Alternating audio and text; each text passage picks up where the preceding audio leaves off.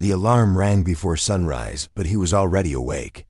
He lay still, staring at the ceiling, listening to the quiet hum of the old fan. This had become normal, waking up tired, even after sleeping. Not from hard work alone, but from carrying something heavier. A feeling he couldn't name easily. He slowly sat up and rubbed his face. His phone buzzed on the table beside the bed. Another message from work. Another reminder that the day was already asking for more than it would ever give back. He didn't check the message right away. Instead, he walked into the small kitchen and poured himself a cup of coffee. The mug was chipped on the edge, but he liked it. It reminded him of simpler times, before everything started to feel like a test he was always failing, no matter how much effort he gave. For years, he had been the first one in and the last one out. When others left early, he stayed. When problems came up late at night, his phone was the one that rang. He never complained. He believed hard work spoke for itself. But lately, it felt like his work had gone silent. At the office, his desk sat in the same corner it always had. No window, no nameplate. Just stacks of files and a computer that hummed louder than the people around him. He nodded politely at coworkers as he passed, some returning the gesture, others too busy to notice. In meetings, he spoke only when asked. When he did speak, his ideas were often met with silence. Sometimes, someone else repeated the same idea minutes later, and suddenly it was praised. He noticed, he always noticed. The CEO sat at the head of the table that morning, confident and calm, speaking about growth and vision. Numbers filled the screen behind him, charts went up. Goals were announced. But not once did his eyes land on the man who had helped build half those systems. When the meeting ended, people gathered their things and rushed out. The CEO left quickly, surrounded by assistants. No one stayed behind, except him. He sat there for a moment, staring at the empty chairs. His reflection looked back at him from the dark screen, older than he felt, tired in a way sleep couldn't fix. That was when something inside him quietly cracked, not loudly. Not in anger, just a soft realization settling deep in his chest. He wasn't valued here. The rest of the day passed like a blur. Emails came in. Tasks piled up. A problem arose that only he knew how to fix, and he fixed it without being asked. By late afternoon, his head ached and his shoulders felt heavy. He opened his resignation letter again. He had written it weeks ago, but never sent it. Simple words, respectful, no blame, just honesty. His finger hovered over the send button. He thought about the nights he skipped dinner, the weekends he gave up, the times he defended the company, even when others spoke badly about it. He thought about the promises that were never fulfilled and the praise that never came. Then he clicked send. There was no dramatic reaction, no alarms. No one ran to stop him. Just a quiet confirmation message on his screen. He packed his bag slowly, took one last look around the desk. Years of his life fit into a single drawer. He closed it gently and stood up. As he walked toward the exit, no one stopped him. Outside, the air felt different, lighter, scary, free. He didn't know what came next, but he knew one thing: he couldn't stay somewhere that slowly erased him. Back at the office, his absence didn't go unnoticed for long. An assistant came looking for him with a question. Then another. By evening, systems lagged, reports were delayed, and small problems began stacking into bigger ones. The CEO frowned as he listened to the updates. He asked where the man was. Someone hesitated before answering. He quit, they said. The words landed heavier than expected. The CEO leaned back in his chair. That didn't sound right. He didn't quit. People like him didn't just quit. But when the resignation email was forwarded, there was no anger in it.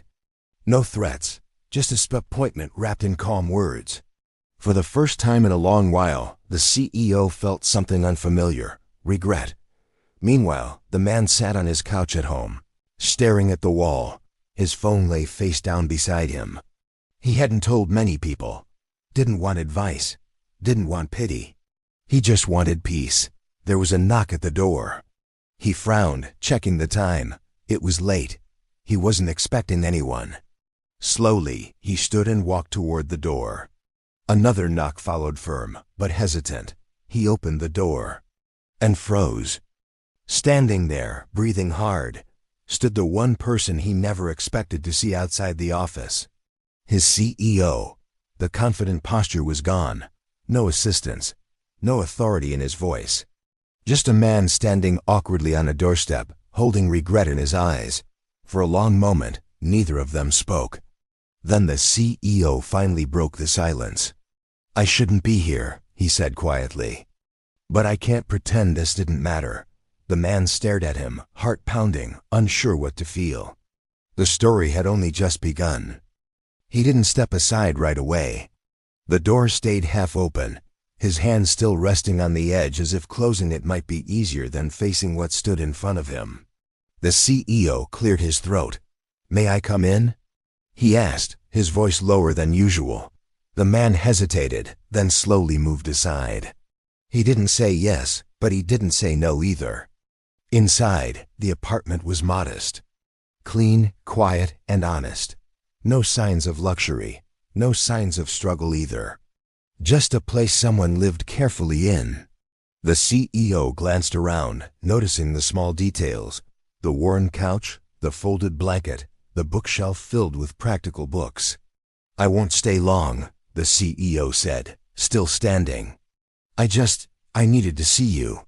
The man crossed his arms, leaning against the wall. "You already saw me," he said calmly. For years, the words weren't sharp. They didn't need to be. The CEO swallowed. "I thought I did," he replied. "But I was wrong." Silence filled the room. It wasn't uncomfortable. It was heavy.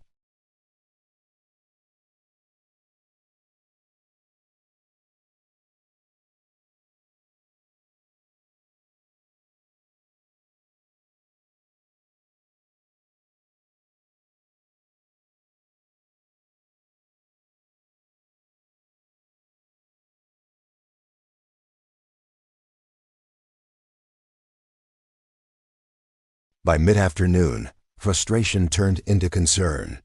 He called for meetings, demanded updates, and heard the same answer again and again. He handled that. That was his system. He always took care of it. Each sentence landed like a quiet accusation. By evening, the CEO sat alone in his office, staring at the resignation email. It wasn't dramatic. It wasn't emotional. That was what bothered him most. It read like someone who had already let go. Back in the apartment, the man finally spoke. "Why are you here?" The CEO looked up. "Because I realized too late what I lost." The man nodded slowly. "That's usually when people realize." "I never meant to make you feel invisible," the CEO said. "I thought you were fine. You never complained." The man let out a small breath, almost a laugh, but there was no humor in it. "I thought my work spoke for me." "It did," the CEO said quickly. "I just didn't listen." The man looked at him then, really looked. Not the powerful figure from the boardroom, but a tired person who had driven across town chasing something he let slip away. "I gave everything I had," the man said. "Not because I expected praise, but because I believed it mattered." "It did matter," the CEO said. "Then why did it never feel like it?" The man asked quietly. The question hung in the air. The CEO didn't answer right away. When he finally did, his voice cracked just enough to be honest. "Because I got comfortable," he said. "I saw results, not people. I assumed loyalty didn't need care." The man looked down at his hands. "That's the thing," he said. "Loyalty fades when respect disappears." The CEO nodded. "I know that now." Outside, a car passed by, headlights flashing across the room for a moment before fading. Time kept moving, even when moments like this felt frozen. "I didn't come to convince you to come back," the CEO said carefully. "Not yet. I came to apologize." Without conditions. The man studied him, searching for something false. "He didn't find it. I needed to hear that," he said. "But it doesn't erase what happened.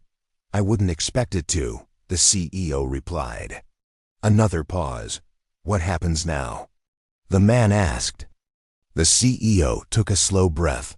That depends on you, he said. I won't pretend a title or money fixes everything. But I don't want to lose you, not because the company needs you, but because I failed you. The man closed his eyes for a moment. He thought about the long nights, the quiet sacrifices, the way quitting had felt like both loss and relief. I didn't quit to be chased, he said. I quit because I was disappearing. I see you now, the CEO said. The man opened his eyes. Seeing me is a start, he said. But understanding why I left, that's something else. The CEO nodded slowly. Then I'll listen, he said. As long as it takes. The man stepped back, motioning toward the chair. Then sit, he said. If you're really here to listen. The CEO sat down. And for the first time, the power in the room shifted, not through authority, but through honesty. The CEO sat quietly, hands resting on his knees. He wasn't checking his phone. He wasn't rushing the moment. That alone surprised the man. Start from the beginning, the CEO said softly. The man took a breath. I didn't come here looking for power, he said. I came looking for purpose. He talked about his first year at the company. How he learned systems no one else wanted to touch. How he stayed late to fix problems before anyone noticed them. He explained how each responsibility slowly became expected, then ignored. The CEO listened without interrupting. I watched others get promoted, the man continued. People I trained, people who came to me for answers. I was happy for them at first. Then I realized I was standing still. The CEO lowered his head. He remembered approving those promotions. He remembered seeing strong numbers and assuming everything behind them was fine. I didn't know you felt stuck, the CEO said. That's because no one asked, the man replied. The room felt smaller as the truth settled in. Earlier that day, after leaving the office, the CEO had walked through departments he usually passed without stopping. He asked questions. Real ones. He heard the same name again and again. He'd built that. He kept that running. We call him when things break. Each answer added weight to his chest. Now sitting in this quiet apartment, that weight pressed harder. I saw your value, the CEO said. But I didn't protect it. The man nodded. That's what hurt the most. There was no anger in his voice, just clarity. When people see you as dependable, he said, they forget you're human. The CEO looked up. I did forget, he admitted. The man leaned back against the wall. I waited, he said. For feedback, for guidance. For one conversation that said I mattered. The CEO felt his throat tighten. He realized how busy he had been building the company, not realizing he was breaking trust. At the office, problems continued. A system crashed late in the evening. The fix that once took minutes now took hours. The CEO received messages nonstop. He ignored them. For the first time, he understood that fixing the company meant fixing something else first. Back in the apartment, the man paused. I almost didn't quit, he said. I kept hoping things would change.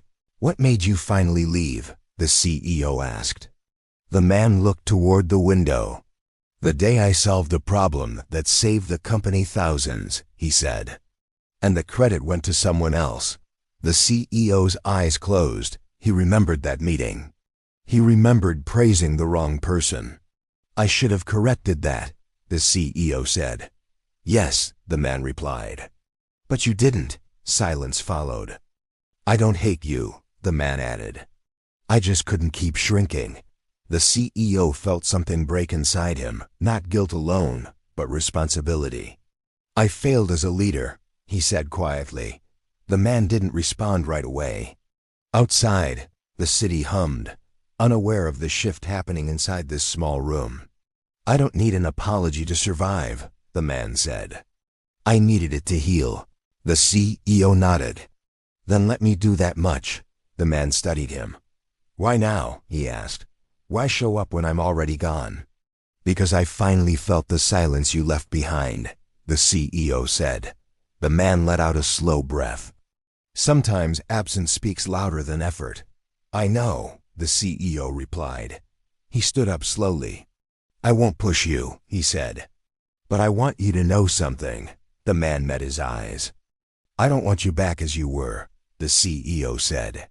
I want you back as who you are. The words landed carefully. The man crossed his arms. That's a big promise. I won't ask you to believe it tonight, the CEO said. I'll ask you to think about it. The man nodded once. I will. The CEO moved toward the door. He paused, hand on the handle. No matter what you decide, he said. Thank you for telling me the truth. The man didn't answer, but his eyes followed the CEO as he left. When the door closed, the apartment felt quiet again, but different. Lighter. For the first time since quitting, the man didn't feel like he had walked away from something. He felt like he had stood up for himself. That night, sleep did not come easily. The man lay on his bed, staring at the dark ceiling, replaying every word spoken at the door. The apology felt real. That was what made it confusing. If it had felt fake, he could have dismissed it and moved on. But it didn't. He turned onto his side and closed his eyes, hoping rest would silence his thoughts. Instead, memories surfaced. Long nights at the office.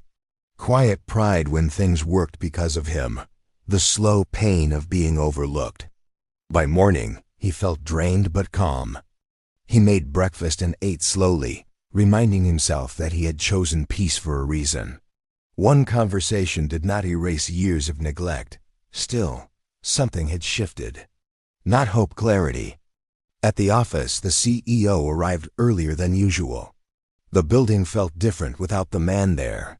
Emails were unanswered. Meetings dragged on without direction. The confidence that once filled the space had been replaced with tension. He gathered the leadership team and spoke honestly for the first time in a long while. We depended on one person more than we realized, he said. And we failed him. Some looked surprised. Others looked uncomfortable. A few nodded, already knowing the truth. Later, alone in his office, the CEO stared out the window. Power had always felt solid, like something he could control. Now it felt fragile. He realized leadership was not about being admired, it was about being aware. Back at home, the man stepped outside for a walk. The neighborhood was quiet. Children played in the distance. Life moved on, indifferent to job titles and missed opportunities. His phone buzzed in his pocket.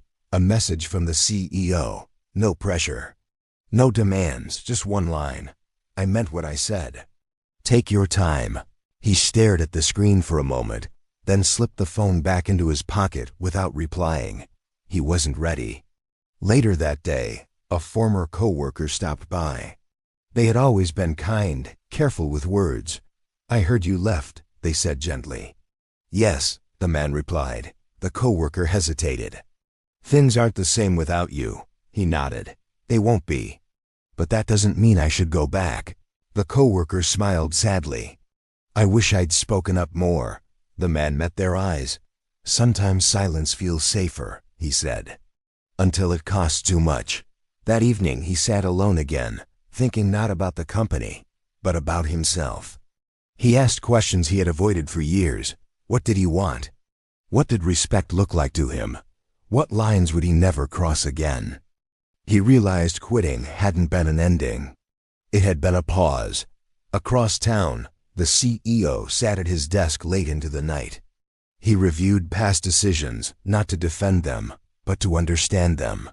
He saw patterns, who he promoted, who he praised, who he ignored. The realization hurt. He drafted a message, deleted it, then drafted another. Finally, he stopped trying to control the outcome. Leadership, he understood now, was also about letting go. The next morning, the man received another knock at his door. Not the CEO, a delivery. Inside the envelope was a handwritten note. No company logo, no official language. I don't expect forgiveness, it read. I only want to earn respect the right way this time. The man read it twice. Then a third time.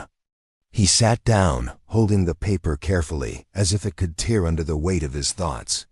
For years he had been waiting for acknowledgement. Now that it had arrived, he realized acknowledgement alone wasn't enough. Change had to follow. He stood and walked to the window, looking out at the street. People hurried past, each carrying their own silent struggles. He wasn't alone in this feeling. Many people stayed too long in places that no longer saw them. That thought gave him strength. He picked up his phone and typed a short reply. "I'm listening, but I'm not rushing." He sent it before doubt could stop him. The CEO read the message minutes later. He didn't smile. He didn't relax, but he did breathe. It wasn't a victory. It was a beginning. That night, the man slept more peacefully than he had in months. Not because his future was clear, but because his boundaries were. Whatever came next would happen on his terms. And for the first time, that felt like real power. The next meeting didn't happen at the office. It happened at a small cafe not far from the man's home. He chose it on purpose. Neutral ground, no power symbols. No glass walls or large desks to hide behind. The CEO arrived early and waited. When the man walked in, there was no tension in his posture this time, only caution. They sat across from each other, a small table between them. "I won't keep you long," the CEO said. "I know you didn't agree to this to be convinced." "I agreed to be heard," the man replied. The CEO nodded. "Then talk." The man looked down at his cup for a moment. "I used to believe loyalty meant staying quiet," he said. "I thought if I worked harder, someone would notice." The CEO listened, hands folded. "I stopped asking for feedback because I didn't want to sound ungrateful," the man continued. "I stopped correcting mistakes when others took credit because I didn't want to seem difficult. Over time, I became invisible." The CEO closed his eyes briefly. "That shouldn't have happened. But it did," the man said calmly. "And that's why I left." There was no anger in his voice. That hurt more than shouting ever could. "I can offer you your position back," the CEO said slowly. "With better pay, more authority, public recognition." The man finally looked up. "That's not what I'm asking for." "I know," the CEO said. "But I want you to know the door is open." The man leaned back. "I didn't walk away because of money," he said. "I walked away because I was losing myself." The CEO nodded. "I understand that now." The cafe buzzed quietly around them. People laughed, talked, lived their lives. None of them knew how heavy this table felt. "I don't need promises," the man said. "I need proof. I need to know that if I return, I won't have to fight just to exist." The CEO took a slow breath. "Then let me show you," he said. "Not today, not with words, but with change." "What kind of change?" the man asked. The CEO hesitated. "The kind that costs me comfort," he said. "The kind that forces me to lead differently." The man studied him. "That won't be easy." "I know," the CEO replied. "But neither was losing you." That admission hung in the air. "I won't decide today," the man said. "I wouldn't expect you to," the CEO answered. They finished their drinks in silence. Not awkward, just honest. When they stood to leave, the CEO stopped him. "No matter what you choose," he said, "you taught me something I ignored for too long." The man nodded. Sometimes people have to leave for the truth to be heard. They went their separate ways. That evening, the man sat alone again, but the loneliness felt different now. It didn't feel empty. It felt open. He thought about the people still at the company, the ones who stayed quiet like he once did. He wondered if change would really reach them. Across town, the CEO stood before his leadership team the next morning. There was no presentation, no polished speech. "We failed someone important," he said. "And we won't repeat that mistake." He announced changes, real ones. Clear systems for recognition, open conversations, accountability that didn't disappear at the top. Some resisted. Others listened carefully. Leadership, the CEO realized, was no longer about control. It was about responsibility. Later that day, the man received an email, not an offer letter, not a contract, just an update. Change had already begun. He read it slowly, feeling something he hadn't felt in a long time. Cautious hope. He wasn't ready to return yet. But for the first time, he believed that if he did, it would be different. And this time, different mattered more than anything else. Days passed without a decision. The man filled his time with simple routines, morning walks, cooking real meals, sitting in silence without feeling guilty for it. For the first time in years, his worth was not tied to deadlines or emails. Still, the question followed him. Should he go back? One afternoon, his phone rang. It was the CEO. He let it ring once, then answered. "I don't want to pressure you," the CEO said. "I only want to be clear." "I'm listening," the man replied. "I've rewritten the role," the CEO continued. "Not just for you, for anyone who comes after. Clear authority, clear respect, and a voice that isn't ignored." The man didn't answer right away. "I didn't leave to be redesigned," he said. "I left to protect myself." "I know," the CEO said. "That's why this isn't an offer. It's information." The call ended shortly after. No deal, no expectations. That night, the man sat at his table, thinking about how rare that was being given space instead of pressure. He realized something important. Respect wasn't loud. It was patient. At the company, the CEO continued making changes. He listened more than he spoke. He asked questions without defending himself. The culture shifted slowly, unevenly, but honestly.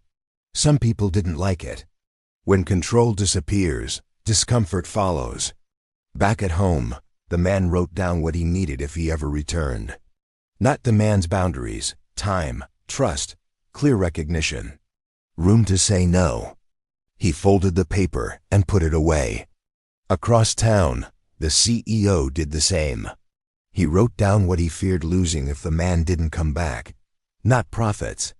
Not status, integrity. The realization startled him. A week later, they met again. Same cafe, same table. "I've thought a lot," the man said. "And I need to be honest. I expect nothing less," the CEO replied. "I can't return as I was," the man continued. "I won't stay silent to keep peace. I won't fix problems without credit. And I won't carry what should be shared." The CEO nodded. "That's fair. If I return," the man said, "it will be with authority to speak and safety to do so." "You'll have it," the CEO said. The man leaned forward. "Words aren't enough anymore." "I know," the CEO replied. "So I'm willing to put it in writing." Silence followed. The man studied him carefully. This wasn't victory. It was negotiation built on truth. "I'm not saying yes yet," the man said. The CEO smiled faintly. "I wouldn't trust a fast yes." They parted without shaking hands. That felt right. Later that evening, the man visited an old colleague. Someone who had stayed behind. "They're listening now," the colleague said. "It feels different." The man nodded. Different has to last. That night, he pulled out the paper he had folded days ago. He added one more line. "Self-respect is non-negotiable." Across the city, the CEO drafted a formal agreement. Not filled with legal traps, but clarity, shared accountability, measurable respect. He knew if the man returned, it would change more than one role. It would change him. The next morning, the man received the document. He didn't rush. He read every line, slowly, carefully. For the first time, he wasn't afraid of returning. He was afraid of settling. And that fear kept him strong. He didn't sign the document right away. Instead, the man folded it carefully and set it aside. He needed more than clear words on paper. He needed to know if the change was real when no one was watching. The next few days, he paid attention from a distance. Former co-workers reached out. Not with gossip, but with quiet honesty. They talked about meetings that felt different. About voices being heard without interruption. About credit being given openly, even when it made leadership uncomfortable. That mattered. One evening, the CEO called again. Not to ask for an answer. "I owe you something," he said. Not as your former boss, as a person. They met at the same cafe once more. It had become a place where power didn't matter. The CEO looked tired, but lighter somehow. "I spent years believing leadership meant certainty," he said. "I thought hesitation made me weak." The man listened. "I was wrong," the CEO continued. "My certainty made me blind. I mistook silence for loyalty. I confused results with respect." The man nodded slowly. "That happens when people are rewarded for output, not awareness." The CEO met his eyes. "I also need to say something difficult," he said. "I benefited from your silence." The words landed hard but honest. "When you didn't speak up, I didn't have to reflect," the CEO said. "When you fixed problems quietly, I didn't have to grow," the man exhaled. "That's why I left." "I know," the CEO replied. "And that's why I can't ask you to return the old way. If you come back, it has to change me too." For a moment, neither spoke. Then the man said something he hadn't planned to. "I don't need to win," he said. "I just need to stop losing myself." The CEO nodded. "Then let me lose my comfort." That sentence stayed with the man. They talked longer than before. Not about roles or systems, but about fear, about pressure, about the quiet cost of leadership and the heavier cost of being unseen. The CEO admitted he had been afraid of losing control, afraid that listening too much would weaken authority. "It turns out," he said, "control was never strength." The man smiled faintly. "People don't leave jobs," he said. "They leave feeling invisible." When they stood to leave, the CEO didn't extend his hand. He waited. "If you come back," he said, "it won't be because I asked. It will be because it's right for you." That night, the man went home and sat alone with the decision. He imagined returning, not as someone grateful to be chosen, but as someone choosing himself. He imagined speaking up without fear, saying no without punishment, being seen without shrinking. He realized something important. The job had never defined him, but walking away had. The next morning, he opened the document again. He read it one last time. Then he picked up a pen. Across town, the CEO sat in his office, waiting not for an answer, but for accountability. For the first time, he understood that leadership meant being willing to be changed. The man arrived later that afternoon, not to start work, just to talk. He placed the signed document on the desk. "I'll return," he said. "But not because you found me. Because I found myself." The CEO stood, emotion visible but controlled. That's the only reason that matters. They didn't celebrate. They didn't shake hands. They acknowledged, and that was enough. The real test was still ahead. But for the first time, both men were ready to face it, without hiding, without silence, and without regret. The first day back didn't feel like a return. It felt like a beginning. The man walked into the building without rush. He didn't arrive early to prove anything. He didn't stay quiet to avoid attention. He moved with calm purpose, aware of his space and his worth. People noticed. Some greeted him with warmth, others with curiosity, a few with surprise. But no one looked past him this time. His desk was different, moved closer to the center. Not as a reward, but as recognition. A small sign that things had changed. The CEO didn't make a speech. He didn't announce the return. He let actions speak. In meetings, the man spoke freely. When he did, the room listened. Not because of authority alone, but because his voice carried weight earned over time. When disagreements arose, they were handled openly. Not punished, not avoided. That was new. At lunch, a coworker sat beside him. "It feels different," they said quietly. "It has to," he replied. "Or it won't last." Across the room, the CEO watched without interference.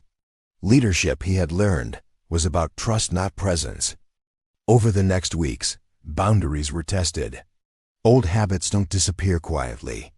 There were moments when someone tried to take credit too quickly. Moments when silence crept back into the room. This time, the man spoke.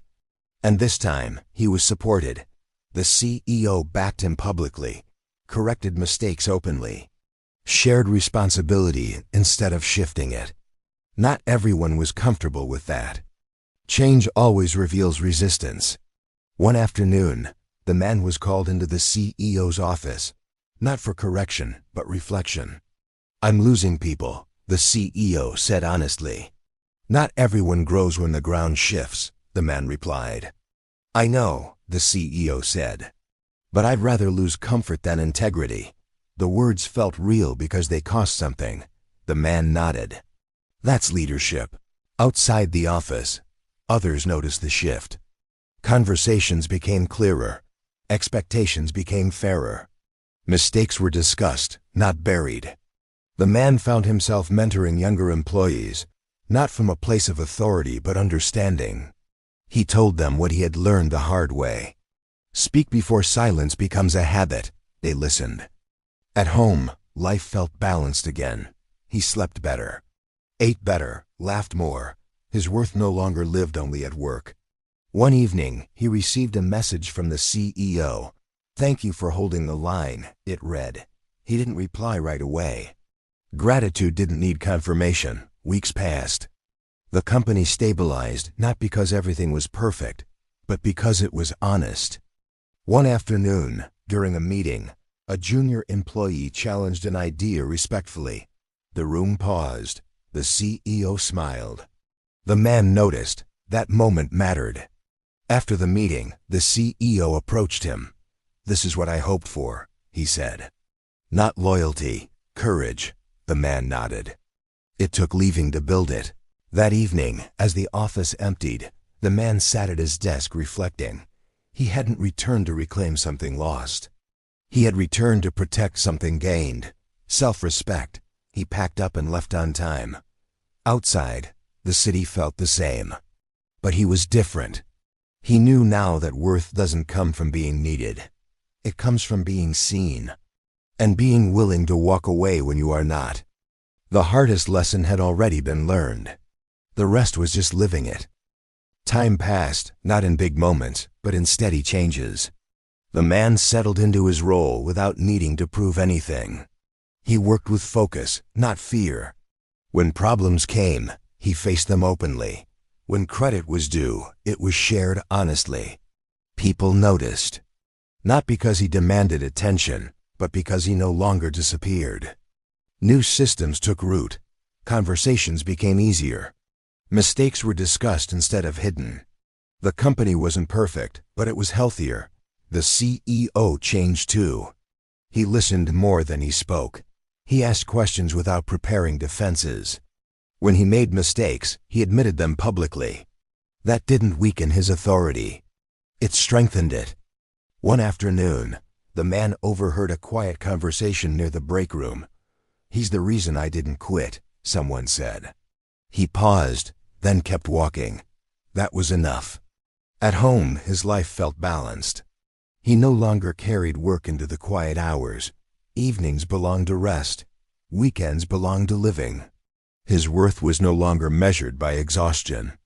Sometimes he thought back to the day he quit.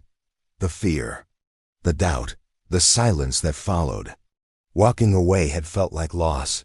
Now it felt like courage. The CEO invited him for a short walk one evening after work. No agenda, no pressure. "I used to think success meant being needed," the CEO said as they walked. "Now I know it means being trusted." The man nodded. Trust only grows where respect lives. They stopped near the edge of the building, watching the city lights come on. "I almost lost you," the CEO said quietly. "You did lose me," the man replied.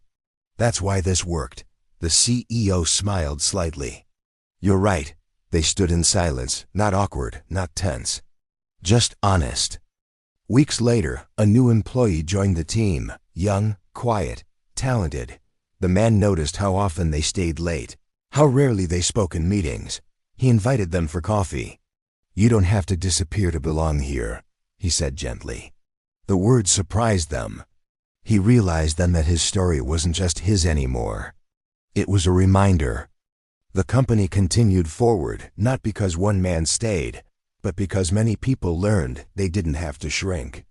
On the anniversary of his return, the man arrived at work like any other day. No celebration, no speeches, just purpose. He passed the desk where he used to sit in the corner. Someone else sat there now by choice, not by neglect. He smiled. Later that evening, he sat at home, reflecting. He hadn't stayed because he was afraid to leave again. He stayed because he knew he could. That freedom mattered more than any title. He picked up his phone and looked at the old resignation email still saved in his drafts. He didn't delete it. He kept it as a reminder that his value was never given by a job. It was claimed the moment he chose himself. And that choice changed everything.